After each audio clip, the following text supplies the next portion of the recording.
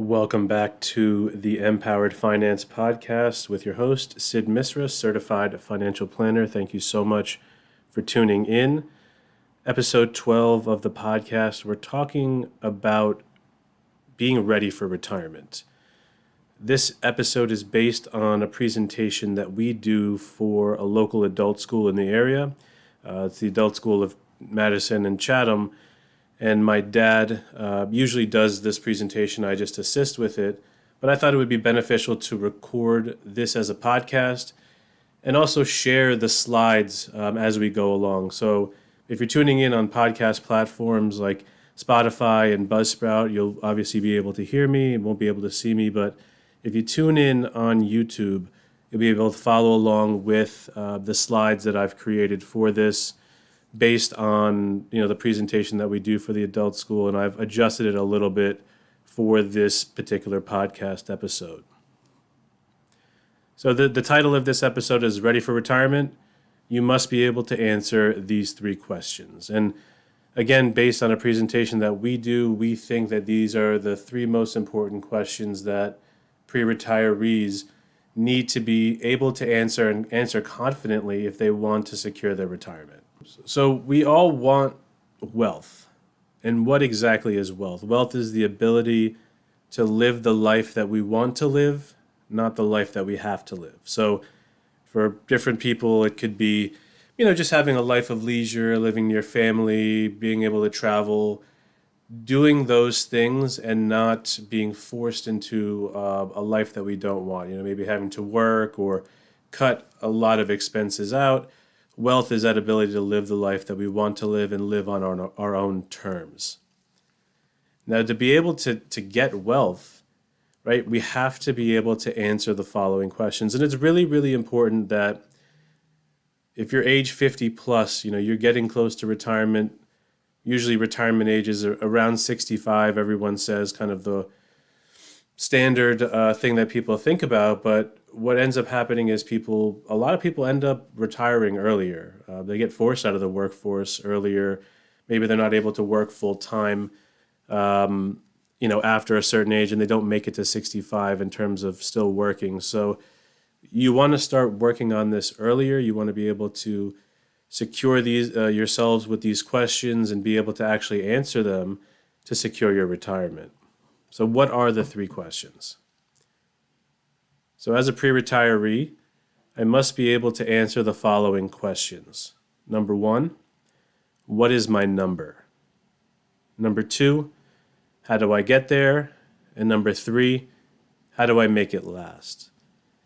Now, the Empowered Finance Podcast, I have done individual standalone episodes on what is my number and how do I get there. I have to do one on how do I make it last. It'll be its own episode, and I think I'll incorporate my dad into that because income planning is very tricky, especially with markets that move.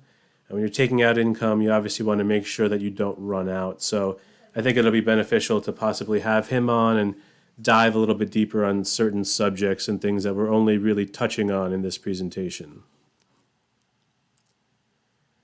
So the question I want everyone to answer is, what mountain am I trying to climb? Right? That's the first question that we think about when what is your number? I've been on this kick of watching mountain climbing movies. There was one on K2, which is one of the most dangerous mountains in the world, on YouTube that I watched, an Eddie Bauer one. And then there's that movie 14 Peaks where this Nepalese climber climbed the 14 highest mountains in 6 months, and the previous record was 7 years. It's just really interesting to see, people setting the goal of summiting a huge mountain like Everest and then actually doing it. And the first part about doing that and actually achieving that is figuring out what you want to accomplish. Like, what's the mountain that you're trying to climb? Different peaks require a different skill set, different training. An 8,000 meter peak, which is where Everest is, and K2 is in the death zone, where you need supplemental oxygen, that's going to require a different skill set, different training than, a 14,000 foot peak that we get in the United States. I have friends in Colorado, they call them 14ers. And that's a big kind of thing to mark off 14ers in Colorado and be able to climb all of them, right? But that's a different mountain than climbing Everest or climbing K2. And the same is true about your financial mountain. What is the peak that you're trying to conquer? Again, different peaks, different mountains require a different skill set and different training. So if we can get specific on what we're trying to accomplish, then we can start figuring out how we actually do it. So that leads us into the first question, right? What mountain am I trying to climb? What is my number? And the basic part about this question is we're trying to figure out how much money do I need to live my ideal life in retirement and stay retired? Now, if you ask Google, if you ask, people in general, oh, how much money do I need to retire? You'll get different answers. You need 10 million, you need 5 million, you need, X times your salary, plus taxes or whatever it is. These are all kind of rules of thumb that, in a general sense, can give you an idea. But again, we want to be specific. We are climbing different mountains, each and every one of us. And the more specific we can get to our ideal life and what we want to do, the better it is for ourselves and for our planning. Right? So when you calculate your number, it has to be based on context, and your context is going to be the most important thing. Somebody else's, your friends, your family, cousins, whoever it may be, they're all living different lives. Your context is the most important thing. So we got to figure out, what you're spending and what kind of lifestyle you want to live. How much do you spend on a monthly and yearly basis? And that includes your housing, your food, entertainment, travel, leisure activities, things like that. If you want to be able to live generally the same type of lifestyle, we have to figure out what that costs you on a monthly and a yearly basis. That's our starting point. That's that we're trying to solve for income, right? We're trying to solve for that amount, and we have to figure that out. Now, obviously, when we think about, like housing, for example, where you're living now may not be where you end up. I'm in New Jersey now. Obviously, the cost of living here is a lot more than, if you were to move to North Carolina, for example, or Georgia or somewhere else. So we have to factor that in. Maybe you adjust and you factor that in, or you still consider the higher amount and just kind of pad the numbers a little bit, but you still have to figure out where you will be moving and what that cost of living is. And that cost of living will factor into food and gas and normal living expenses. And then that also kind of filters into your entertainment and travel and leisure activities, right? So we want to make sure that we understand that we want to be able to continue to live the life that we want to, and that standard of living, in a sense. We also have to make sure that we account for the hidden factors, the ones that people kind of forget about. Longevity is a huge one, inflation as well, taxes and healthcare costs. So we're going to break these down, but these are things that when you're coming up with that number, we have to take into account. These are all parts of the equation that if we don't, we run the risk of just not having enough. So the first part is longevity. People are living a lot longer nowadays. They are taking better care of themselves. They are focused on taking better care of themselves and putting effort into that. And this graph and many others that we will be discussing and you'll see on the YouTube presentation is from JP Morgan's Guide to Retirement. They have a phenomenal piece that you can just Google and look at. It gives you different factors on retirement and different things to consider. But I've taken a lot of stuff from there, and this specific chart is one of them. What you're looking at here is just basically the longevity chart. So what it's showing is at least one member of a 65-year-old couple now has a 90% chance of living till age 80 and beyond. One member of that same couple has a 50% chance of reaching age 90, and one member of that couple has a 20% chance of reaching 95 or older. We are living longer. If you reach age 95, or one member of your household does, and you retire at 65, that's 30 years of retirement, right? That is 30 years that you have to account for. You have to make sure that in this calculation for your number, you are taking into account you having a chance of living longer. Or if you're a couple, there is a good probability of one of you living longer. Another factor that we have here that is often overlooked is inflation. And it's probably not overlooked anymore because that's all we're hearing about in the news. Inflation is up, the cost of everything is up. Inflation is there in a natural sense in any economy that's growing. Prices go up as more people have money and as economies grow. But what you'll see here is outside of food and beverage and transportation, even housing, the two sectors that get hit the hardest with inflation are education and healthcare. If you have recently been, gone to college, or if you paid for someone to go to college, or you're in the process of figuring that out, you understand how expensive it can be, and you understand how much it's increasing every single year. And the same was with healthcare. I mean, they far outpace everything else. We have to make sure that when we're figuring out our number, we are making sure that we're accounting for inflation so that, again, we have enough. If we're not taking into account inflation and our longevity, we run the risk of running out of money and outliving our money. Taxes. Uncle Sam is going to come for his and always going to get his, right? Taxes have to be accounted for. If you have your number that you're solving for, and you have, let's say, money that is in qualified accounts, retirement accounts like your 401ks or IRAs, you have to account for taxes, right? If you need $120,000 a year, what does that look like gross with taxes, right? So you have to have a larger amount that when taxes get taken out, it gets you to your number for every year that you need. If you have retirement accounts, you're going to be forced to take out money at age 72, required minimum distributions. So you're going to have to account for that. The government will force you to take money out so that they can tax you.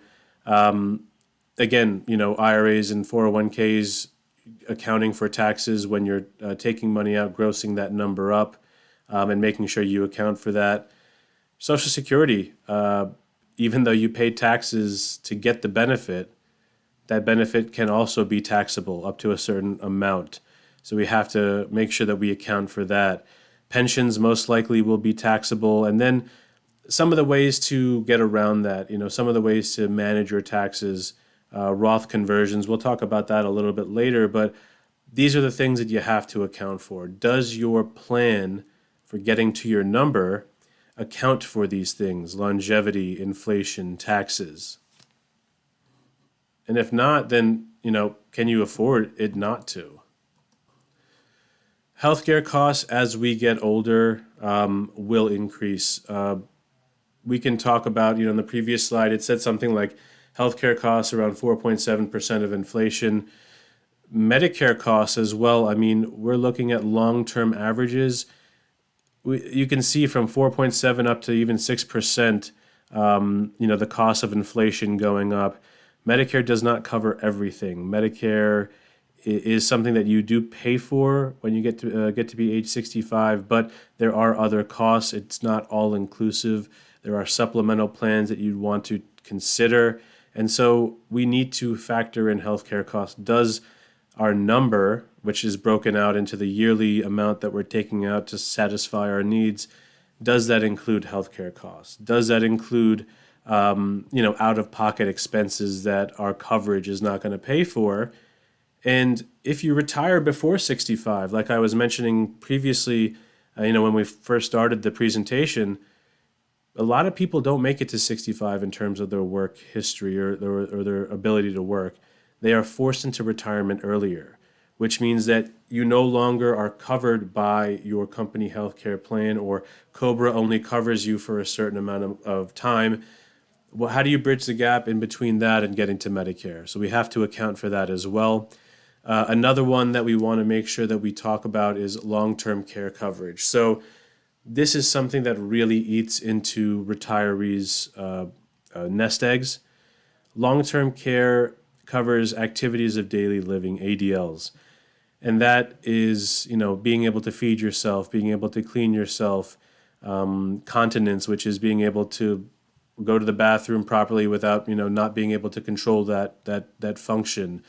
And so there is a lifetime probability of needing assistance with two or more daily activities activities of daily living. Excuse me. There is a 75% chance for women needing that, and a 64% chance, lifetime probability if you're looking at these slides here. And some of that may be paid home care. You may need to be put in a nursing home or some sort of assisted living. And if we look at this slide as well, it's saying that the duration of paid care after age 85, half of the people, the amount of time is usually under 2 years, but there are large percentages of people that need long-term care for more than 2 years, sometimes even more than 4 years. So if you don't have your number figured out, if you don't have, let's say, money set aside for these types of things, you won't be able to pay for it. You may run out of money sooner. Long-term care, a lot of people don't factor that in, and they end up having to dip into their nest egg or rely on family to help pay for that. So again, we have to factor these things in when we're figuring out our number. So what happens when I don't know my number? Well, number one, I think for most people is they underestimate their needs, right? Most people drastically underestimate what they need. They think that they can get by with less. They don't factor in healthcare costs, inflation, longevity, living as long as they do, taxes, and so they do end up running out of money. They have a false sense of security, and you don't want to be in that position where you're 85, 90 years old and you've run out of money. How do you take care of yourself? You have to rely on family. You have to possibly sell your home or whatever assets you have to just get by. You don't want to be in that position. I also think what's interesting is we see on the other side, if you don't know what your number is, you lack confidence in your retirement. You don't know if you have enough. And a lot of people will just worry about that. A lot of people are not able to fully enjoy their retirement because they don't think that they have enough. And it's unfortunate because they actually do. We see that all the time. I have, talked to my dad about this with his clients. We have clients that just, they, for whatever reason, just don't think that they have enough, even though we've gone through the exercise with them. So you can imagine that for the average person who hasn't gone through the exercise, they don't know if they have enough. Some of them do, but they're not able to fully enjoy their time in retirement because they don't think they have enough. And again, retirement is supposed to be enjoyed. It's supposed to be a time where you're able to live off the fruits of your labor and spend time with the people that you want to, not worrying about if money runs out. So what is my number? Quick recap here.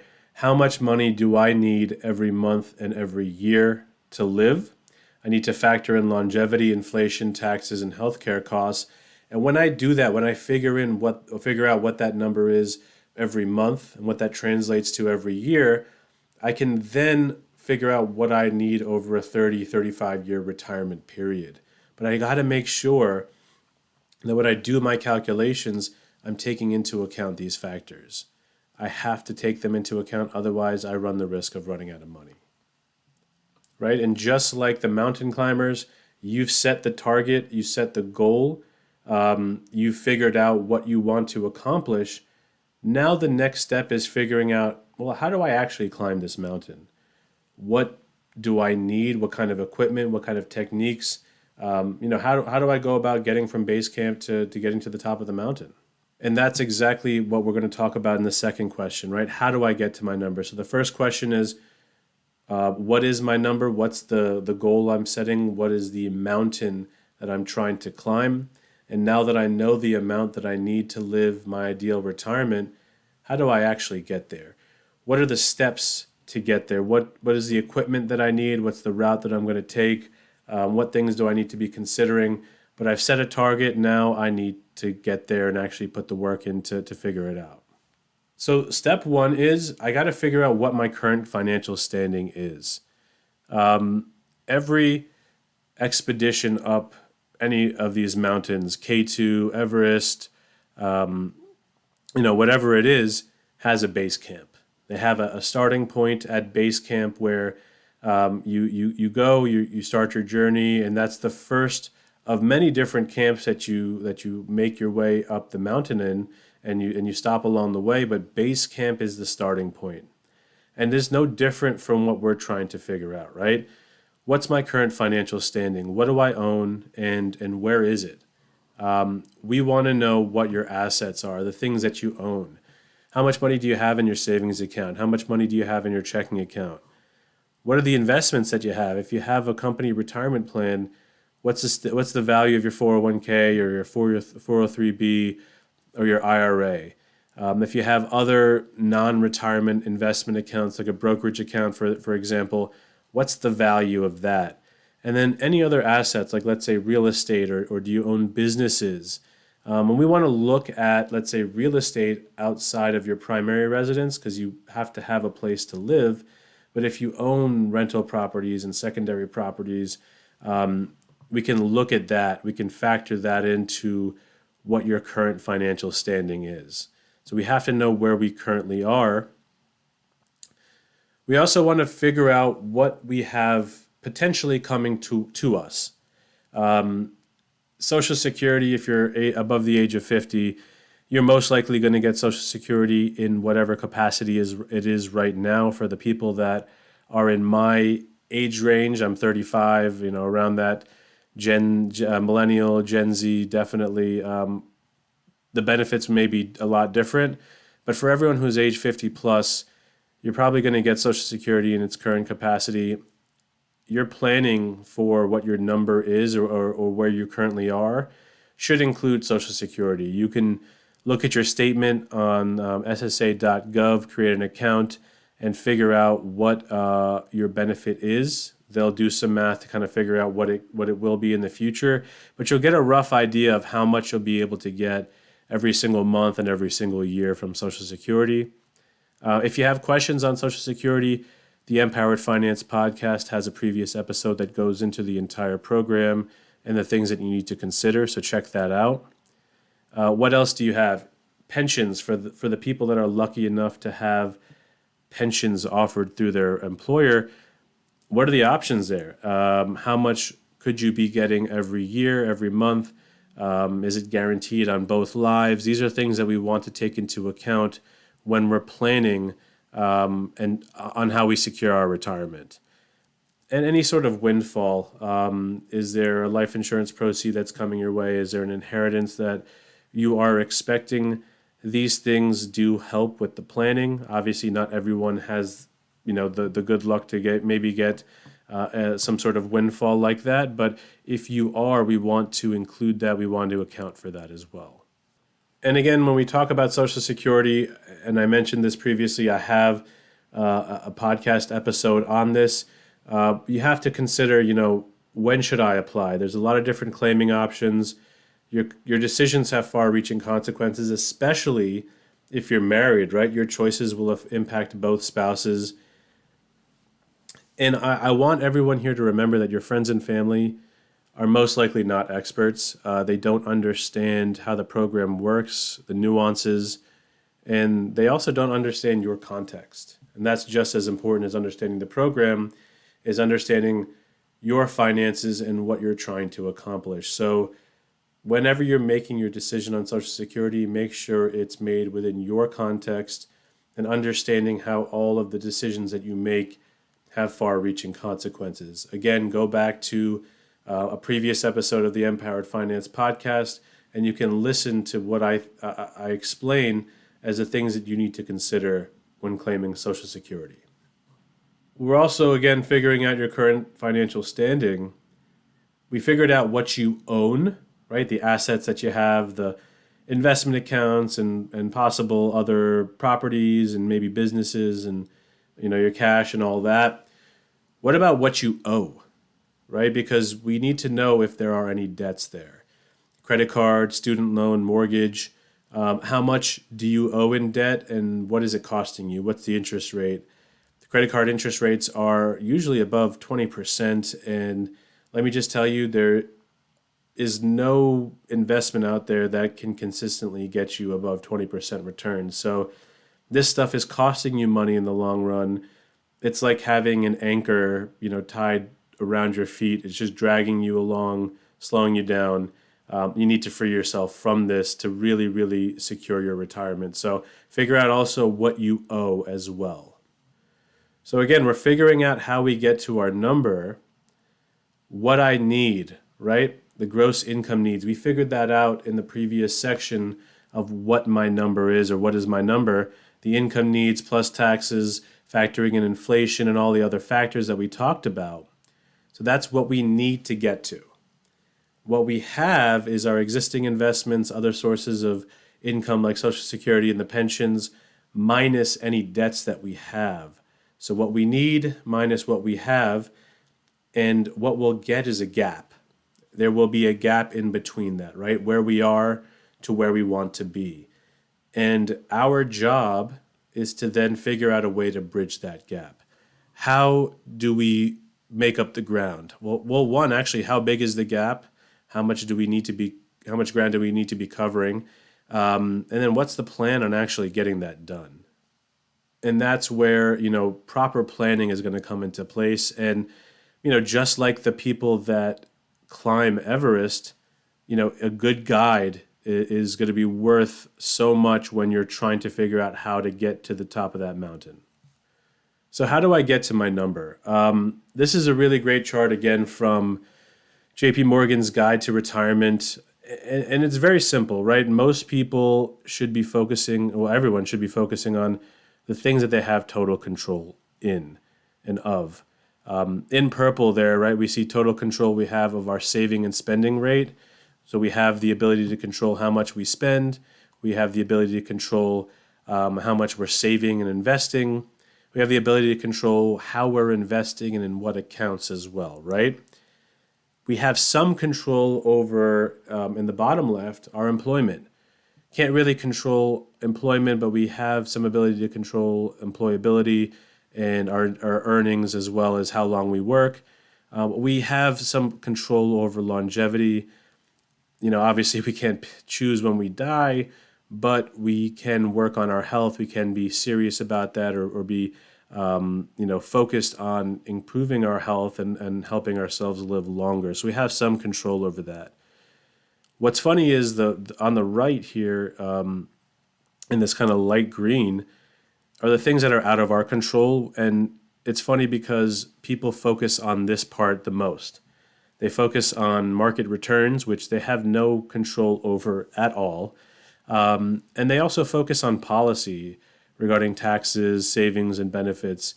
You do have some control over the people that you put into power, but we really have no control over the policy that they set or what they're doing. And again, it's just worrying. It doesn't do anything for you to worry about that stuff. So let's try to focus on the things that we can control, the saving versus spending, and the asset location and allocation. So when we're figuring out what we can control, part of that here is in this list, savings rate, figuring out the growth rate that we need or the risk level that we can handle, where our assets are located, what kind of accounts they're in, and how those accounts are actually invested. So, if we're talking about savings rate first, right, let's talk about maxing out, let's say, your company retirement plan. Are you able to increase your contributions to your company's 401k or 403b? If you're above the age of 50, which, if you're planning for retire, you're above the age of 50, you should be listening to this presentation, because this is extremely important for you. You should be, using the catch-up provision in the 401k, in the 403b. You can do an additional $6,500 into those accounts because you're over the age of 50. You can do an additional $1,000 into your Roth IRA because you're over the age of 50. Can you increase your savings into outside investments outside of retirement accounts, a taxable brokerage account, for example, even an HSA for your healthcare expenses as well? Can you pay down high cost debt? We talked about how debt is a drag on your ability to get to where you want to be. You want to be able to cut that anchor and get rid of it. Can you pay down that high cost debt and redirect the funds towards that? And then retirement versus college savings. One of the things that we run into is people want to be able to not only retire, but provide for their children's education. And unfortunately, many people are not able to do both. You have to make a tough decision. I've done a podcast episode recently, I think it was episode 10 of the podcast, where I talked about, choosing between saving for retirement and saving for your children's education. There are pros and cons to both. There's an opportunity cost, obviously, to both decisions. But you have to make that choice, and I think you have to make that choice in what's best for you and your long-term goals. Listen to that episode. I go into that pretty detailed, but this is a decision that a lot of people have to make because we don't have the dollars to do everything. And when we're bridging the gap and we're thinking about our investments, what's the rate of return that we need to reach our number? If we need a higher rate of return, it means you have to take on more risk. Risk and return are correlated. If I take on more risk, I should be rewarded with a higher return. And if I want a higher return, I need to be able to take on more risk. That is, just part of investing 101. So figuring out how much risk you can actually handle, how much you need your money to grow to get to your number is something that we have to figure out when we're bridging the gap. And part of that is, where is the location of my investments, right? What type of investment accounts should my money be in? We have after-tax investments, like a brokerage account that you can open up with, like a Fidelity or a Charles Schwab. There's the pre-tax accounts, like your retirement plan at work, your 401k, your IRA that you have as an individual retirement plan or individual retirement account. And then there's also the Roth accounts as well. They go in after tax, but they grow tax deferred and are tax-free in retirement. We want to be able to utilize these different buckets because these different buckets have benefits to them. And if we can maximize our benefits within them, we're more efficient in reaching our goal and in bridging that gap. So how do I get to my number? And this is, bridging the gap. I want to highlight Roth here. And this is something that I think I'll do its own standalone episode on. But Roth IRAs and Roth accounts are really powerful. Your contributions may be after tax. You don't get a tax benefit for putting them in into that account, but your earnings grow tax deferred, and the entire account is tax and penalty free after age 59 and a half. Even if you don't take out the money, there's no required distribution that's forced upon you so the government can tax you. So, having a bucket of Roth money with the deficits that we're running, with the debt that we have, with tax rates most likely probably going to go up, and tax rates historically are at pretty low levels considering the history of this country, utilizing the power of the Roth and Roth accounts may be beneficial to you. Having an account that's 100% tax-free at age 59 and a half can be a game changer for your retirement planning, for your income planning. So it's important to consider the Roth conversions, utilizing your Roth 401k. Maybe if you don't make the income limits, because Roth IRAs have a maximum amount of income that you can earn to contribute to them. Roth 401ks allow you to do that. It's a great way to get around that. There are backdoor Roth strategies and a mega backdoor Roth strategy as well that I think I'll have a separate episode. I'll bring my dad on as well. We can talk about that. But Roth money is very powerful. Just consider the power of the Roth and having tax-free money later on in retirement. Very, very powerful. Asset location is also a good place to ask, can I guarantee a portion of my income? Is there a way that I can create some sort of pension to protect not only my income for myself, but if I were to pass, protect my spouse as well. Pensions are things that most companies don't offer anymore. If you're very lucky to have a pension, you're like one of the few.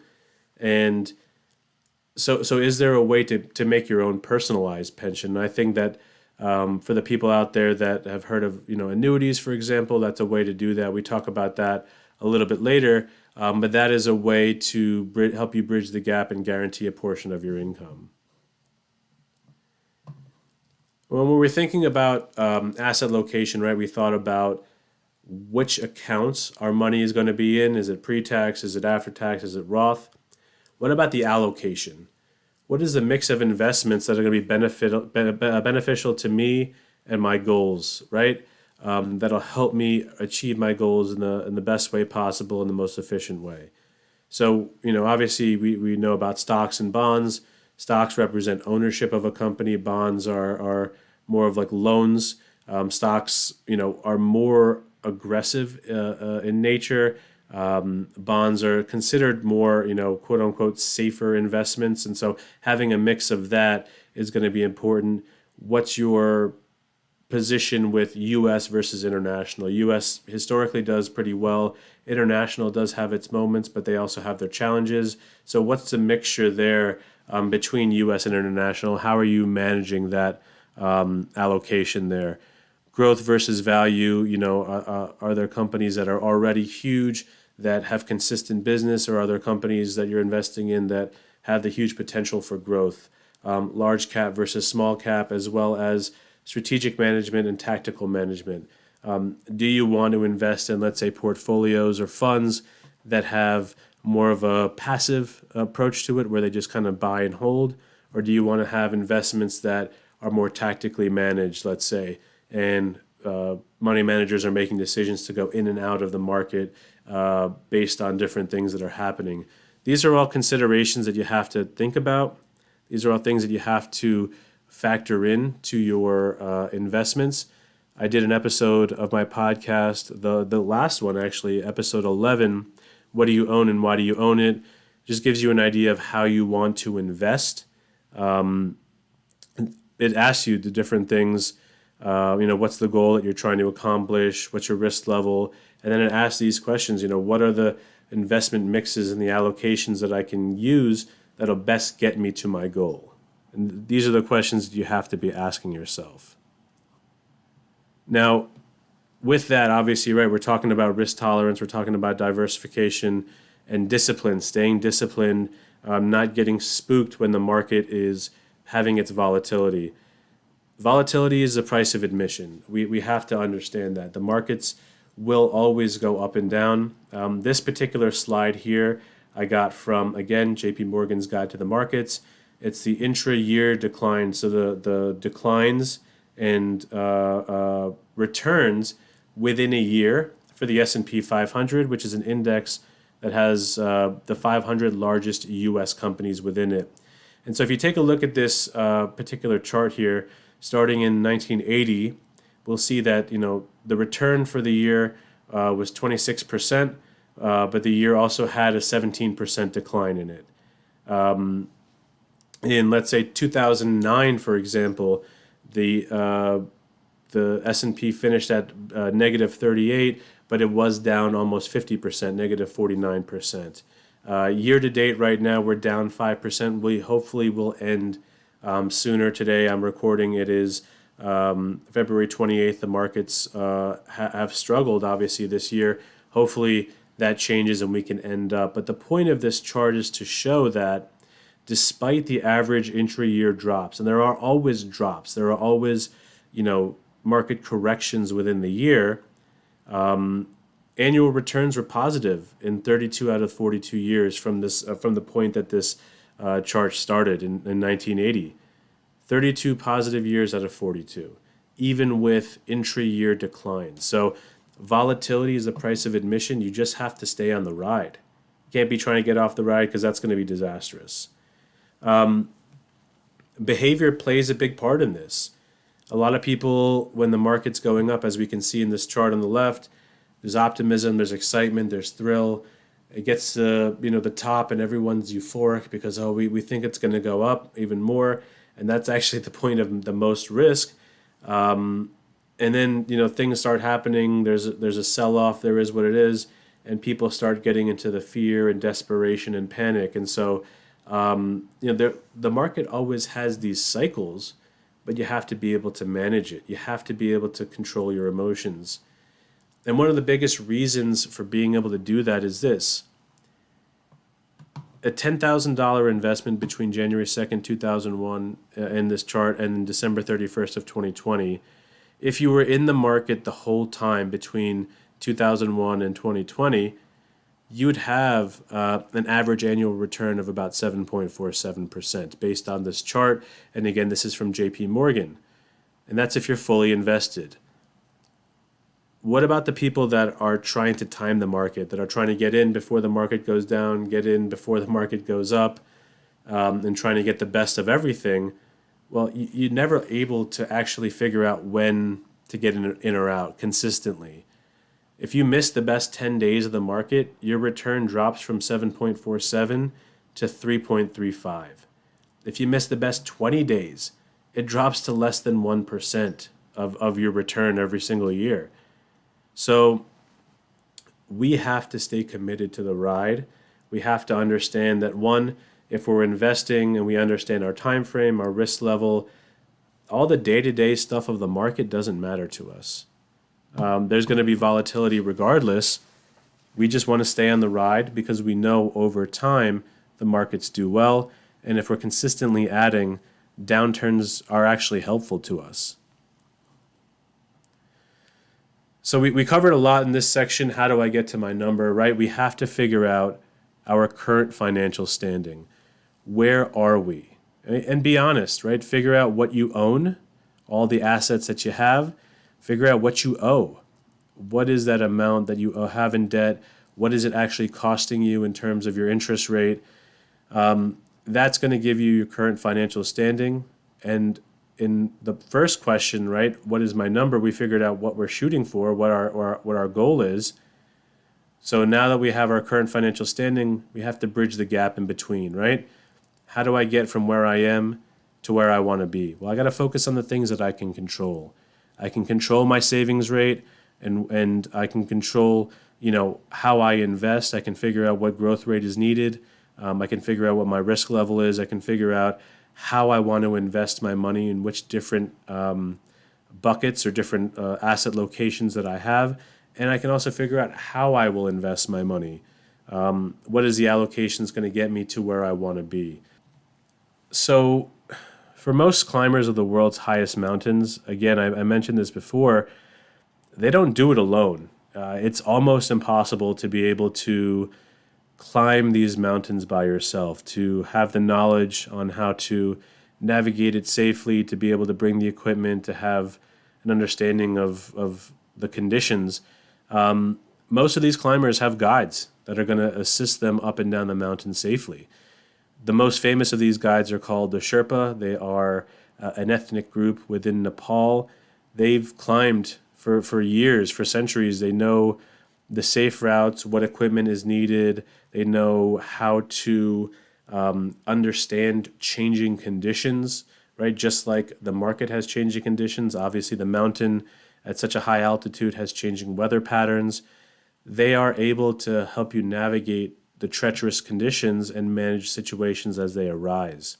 They can keep you on track and help you avoid straying off course, because if you stray off course, you can end up losing your life on these mountains. And they also allow you to fully focus on the climb up. It is difficult work to kind of slog your way up there and put one foot in front of the other. Imagine if you had to use mental energy to figure out exactly what your steps are.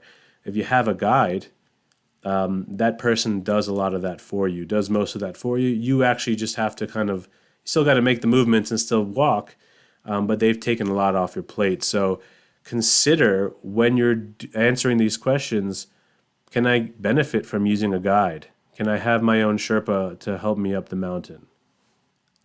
So the last question that we ask here is, how do I make it last? And it's funny, when we think about the climbers that climb these mountains, we always focus on the climb up. it's always about the summit, the journey up. How do we get up there? Oh, it was so treacherous and all that. But what about when we've summited and we've reached the top? How do you safely descend down the mountain? I mean, at a certain point, right, we've gotten to the top. We have to come back down. We have to come down to base camp. And what's interesting is when you look at these documentaries, a lot of times the descent can be even more treacherous for climbers. They're exhausted. They can't see where they're putting their feet. They run the risk of running out of oxygen. Conditions can change in an instant.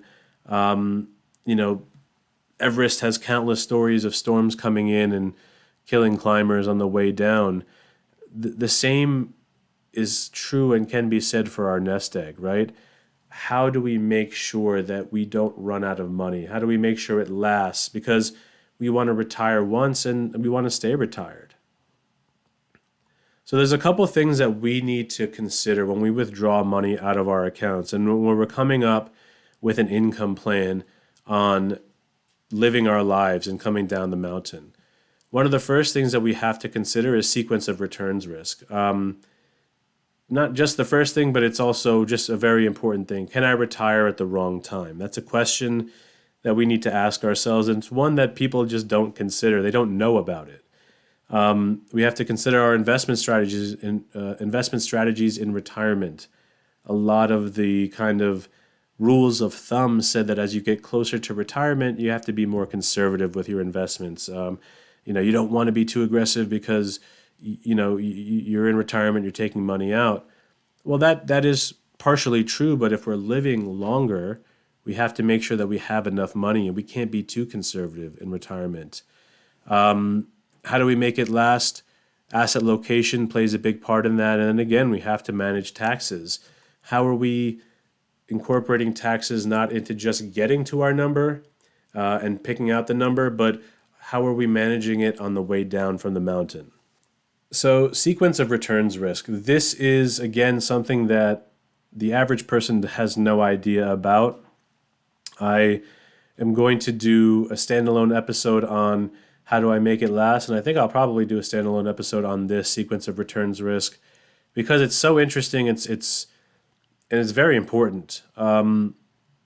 So, the theory behind sequence of returns risk is, can I retire at the wrong time? Let's take a look at this slide here. So if you're watching on YouTube, this is a slide from BlackRock. They are one of the largest wealth managers in the world. And what this shows is, right before retirement, average returns matter more than the sequence of returns. So in this slide, we have three different portfolios. Portfolio A in orange, Portfolio B in green, and yellow is Portfolio C. Now, there's a chart there next to this graph, and all the way to the right, it shows an average annual return of 7%. So each of these portfolios ends with just an average return of 7%. Now, Portfolio A has positive returns in the beginning, the first 3 years, and then the last 2 years has negative returns. Portfolio B has 3 years of positive returns, not as high as Portfolio A, and also years 4 and 5, that's all 7% across the board for Portfolio B. And then Portfolio C has negative returns in the beginning and then positive returns in the end, and all of them again getting to 7% annual returns on average. Now this chart is showing that regardless of when the negative returns happened, when you're growing your money, it doesn't matter because you basically end at the same exact spot. In this chart, the $1 million that they invested turned into $5.4 million after the time period, regardless of negative returns at the beginning or positive returns in the beginning. Because at the end of the day, the average annual return was 7% across the board. So again, when you're growing your money, average returns matter more than when you have positive and negative returns, and that's sequence of returns, right? The next slide is showing us that when you withdraw money, though, however, when you withdraw money, the sequence of returns matters more than average returns. So in this particular slide here, it shows that if you have positive returns in the beginning when you're taking money out, you have a better chance of not running out of money. Portfolio A had positive returns the first 3 years and then negative the last two, but still 7% over that time period. That $1 million with all of the money coming out of it, it still had $1.1 million left over. Portfolio B that just had 7% across the board, you're taking money out, you actually have withdrawn down the account, but there's still about $400,000 left in the account. So you're not at zero. But portfolio C, when you're taking money out, again, negative returns in the beginning matters. Portfolio C, as we can see here, has negative returns the first 2 years, and then it goes positive. And again, all these portfolios have an average return of 7%, but portfolio C has run out of money because the early years had negative returns. So let's recap that real quick, right? When you are growing your money and you're not taking any money out, it doesn't really matter when you have negative returns. Over a long period of time, average returns matter more. But when you're withdrawing money, having negative years early on can actually hamper your ability to have money over your lifetime and will actually most likely cause you to run out of money. One of the reasons for that is, the account value is down. You're trying to take a withdrawal out. You need to sell more shares to get the same amount of money out. And as that account value continues to go down because you're withdrawing and because there's negative market performance, you are selling more and more shares, and eventually you get to a point where that's just unsustainable. So sequence of returns risk is a factor that most people don't know about, don't consider, have no idea what it is, but this can be a killer on your nest egg in your portfolio. There were plenty of people after 2008, the 2008 financial crisis, that were not able to retire, or they did retire, ended up losing money or running out of money because those years were so far down that they were not able to make up the difference. Again, you may end up retiring at the wrong time, right? So sequence of returns risk is something that we need to account for. It's just volatility. We can account for it as much as we can, but we also don't have control over the market. The same way the climbers who are coming back down from the top of the world, they can account for bad weather, but they can't predict it or plan it. So you just have to hope that you're in a good position. But there are some things that we can do to deal with sequence of returns risk. How do I make it last? We also have to consider our investment strategies in retirement, right? I said that previously, that we need to, the consensus or the kind of rule of thumb advice was, as you get closer to retirement, you make your investments more conservative because you can't handle the big swings of the market. And part of that is true, and that kind of speaks to sequence of returns risk, right? You don't want to take too much risk on. You don't want to have big market losses when you need to take money out. But we have to factor in longevity. People are living, almost 30 years in retirement. How do we balance preservation of capital for the safety of my money, but also the growth of capital to protect against longevity and inflation? It's tough to do that, but again, if you have a guide with you, it's something that can be done. How do I make it last? Your asset location, again, pre-tax versus after-tax versus Roth. You have to come up with a strategy, and most people don't, of how you're going to draw down the funds to make sure that you don't pay more in taxes than you need to. What's the sequence of where you're taking money out from? How much are you taking out from each account? No one likes to pay taxes. No one likes to pay more than they need to. So why give the government more than you need to? Make sure that you account for this in your income plan. And then asset location, again, we're talking about guaranteeing your income. Can you create a pension with your income? Is there a way for you to guarantee a portion of it?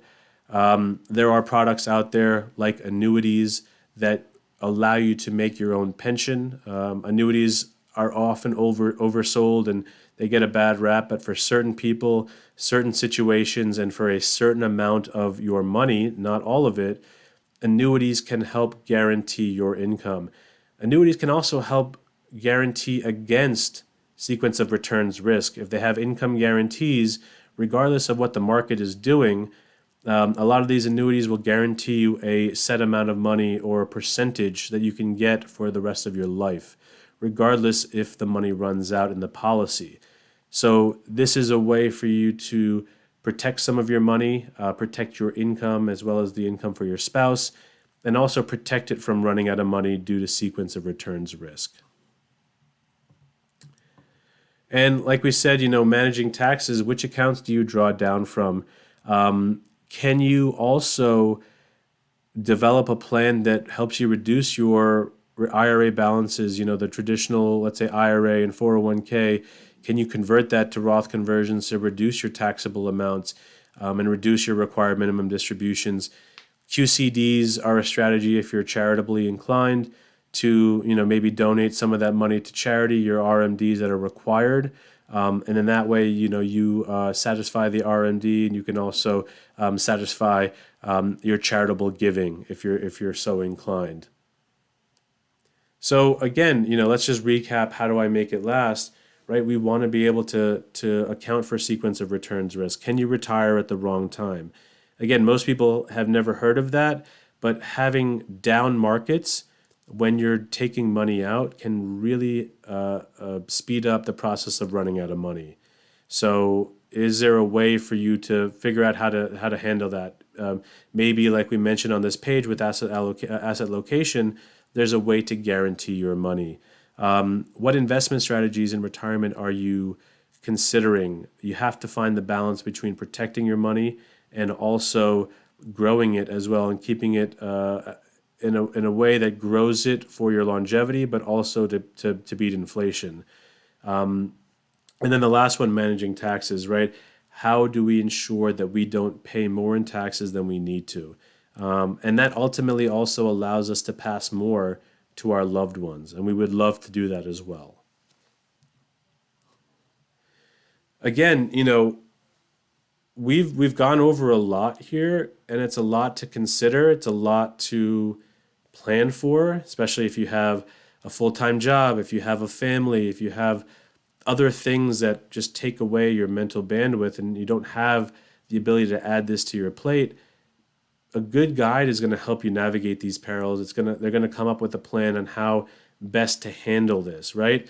Do you have a guide to help you make it down the mountain safely? Do you have a guide to help you figure out your number, to help you plan a trip up the mountain and also coming back down as well? So as a quick recap, right? Pre-retirees, if you are over the age of 50 and you want to secure your retirement, you have to confidently answer these three questions. What is my number, right? What amount of money do you need every single year to live the life that you want to? And what does that look like when we factor in longevity, inflation, taxes, healthcare costs? Number two, how do I get there, right? Once you have that target, how do you climb that mountain? What are the strategies in place? What are the tools that are available to you? Do you have a guide that's going to help you get up the mountain safely? And then when you do reach that number and you build up your nest egg, how do you make it last? No one wants to just live at the top of the mountain and at the summit. We want to make it back down to base camp. Do you have a guide that's going to help you with an income strategy to make sure that you're not paying more in taxes than you need to make sure that you don't run out of money due to sequence of returns risk, to make sure that maybe you're able to pass on some of this to your loved ones, right? And if you don't have the answers to these questions, think about it this way, right? Can you afford not to be able to answer these questions? Are you willing to just kind of roll the dice and say, maybe it'll work out for me? If not, and most people, it just won't work out for them, think about reaching out to someone for help. Think about getting yourself a guide or your own Sherpa to help you up and down the mountain. There's a lot to consider. Situations change, the weather changes, storms come in and out. How do you navigate that? And are you confident in how you're navigating that, or are you willing to defer to somebody else's expertise? Again, thank you so much for tuning into the Empowered Finance podcast, talking about the 3 questions that pre-retirees need to be able to answer. This podcast, the slides and everything can be found on YouTube. So give that check that out. If you're not if you're not a subscriber to the channel, please subscribe. Please like the video. Definitely helps with that showing up on YouTube as well. And thank you so much for your support. I really appreciate it. Take care.